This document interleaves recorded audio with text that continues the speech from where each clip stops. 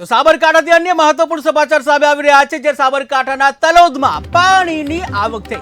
કે સાબરકાંઠાના તલોદમાં પાણીની આવક થઈ ત્યારે રણાસણ પાસેથી પસાર થતી મેશ્વો નદીમાં નવા નીરની આવક થઈ છે. ત્યારે ચોમાસાની સિઝનમાં પ્રથમવાર પાણી આવ્યું, પ્રથમવાર નવા નીરની આવક થઈ ત્યારે મોટી સંખ્યામાં લોકો નદી કિનારે એકઠા થયા હતા. મહત્વપૂર્ણ સમાચાર સામે આવી રહ્યા છે કે જ્યાં ઉત્તર ગુજરાતમાં જે સાર્વત્રિક વરસાદ ચાલી રહ્યો છે ત્યારે અનેક વિસ્તારોમાં જે વરસાદ વરસ્યો હતો ત્યારે સાબરકાંઠામાં પણ જે ધોધમાર વરસાદ ખાબક્યો હતો અને જ્યાં સાબરકાંઠાના જે તલોદમાં નવા નીરની આવક થઈ છે કે જ્યાં રણાસણ પાસેથી પસાર થતી જે મેશ્વો નદી છે, આ મેશ્વો નદીમાં નવા નીરની આવક થઈ હતી. ત્યારે ચોમાસાની સિઝનમાં પ્રથમવાર જે પાણી આવ્યું, નવું પાણી આવ્યું, નવા નીર આવ્યા કે જ્યાં આ નીર જોવા માટે મોટી સંખ્યામાં લોકો નદી કિનારે એકઠા થયા હતા અને પ્રકૃતિ જે સોળે કળાએ ખીલી હોય એ રીતના નયનરમ્ય દ્રશ્યો પણ જોવા મળ્યા. પ્રકૃતિ પ્રેમીઓ છે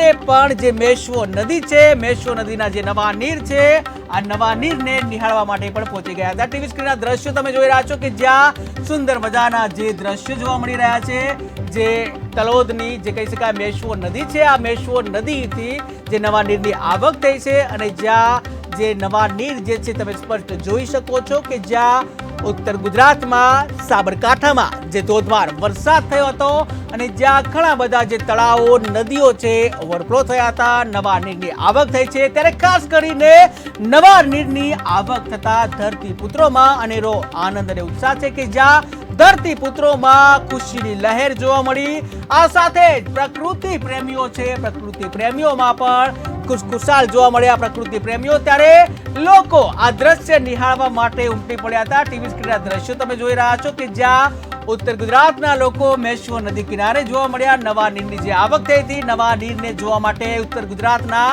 જે પ્રકૃતિ પ્રેમીઓ છે એ નદી કિનારે પહોંચ્યા હતા અને જ્યાં નવા નીરની આવક છે તેને જોતા હતા.